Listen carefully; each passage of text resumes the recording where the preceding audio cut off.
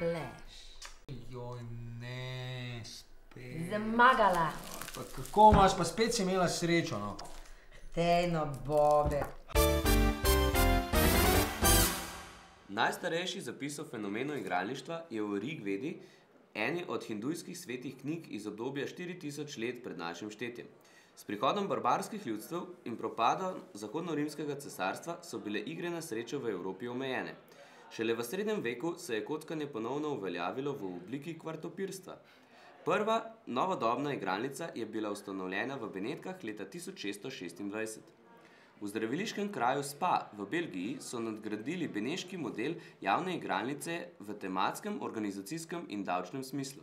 Francoska revolucija je igralnice zaprla, Napoleon pa je na začetku 19. stoletja začrtal igralniško zakonodajo Evrope. Igralnice so pričele kazati prestiž v bogatih zgradbah. V obdobju do druge svetovne vojne so bila v Evropi tako obdobja prepovedi kot tolerance javnega igralništva. Nato je leta 1931 prišel Las Vegas ter postal fenomen igralniškega vesolja. Kaj bi mi lahko povedali o zgodovini samega poklica organizatorja poslovanja v turizmu in gostinstvu?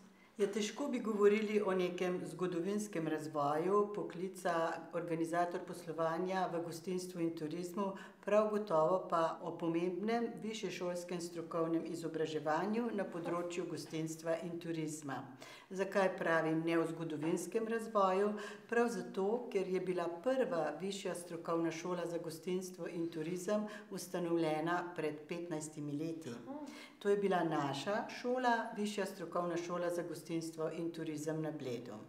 No in takrat, pred 15 leti, so dijaki srednjih šol, ki so zaključili srednje šole, imeli prvič v Sloveniji možnost, da nadaljujejo šolanje na višješolskem strokovnem izobraževanju za področje gostinstva ali turizma. Kakor vem, ste vi začeli kot natakar. Kako vas je pot potem privedla do organizatorja poslovanja v turizmu in gostinstvu? Tako kot vsak gostinski delavec sem začel kot v bistvu vajenec, potem naprej sem se kvalificiral do natakarja, vodja strežbe, vodja restauracije, potem F&B manager. Potem me je študijska pot zanesla do Bleda, kjer sem se izobraževal in postal organizator poslovanja v gostinstvu. Kako pa izgleda vaš povprečen delovni dan, recimo v višji sezoni? Začenjam med 7 in 8 uro zjutraj. Se pravi, najprej pridem na delovno mesto, pregledam, kaj me tekoč delovni dan čaka, kakšne so rezervacije, obiščem vse oddelke, se pravi kuhno, slaščičarno, kavarno, restauracijo, pogledam, če vse na svojem mestu, prekontroliram, kaj smo finančno realizirali pretekli dan, tako da malo seznanim za številkam, malo pogledam, kaj me čaka danes jutri, zato da se lahko tudi organiziramo za naslednji projekt oziroma delo, kar nas čaka. Zaključujem, bom rekel, tam nekje na 10-11 uro zvečer z delom. V sezoni kar naporno, no.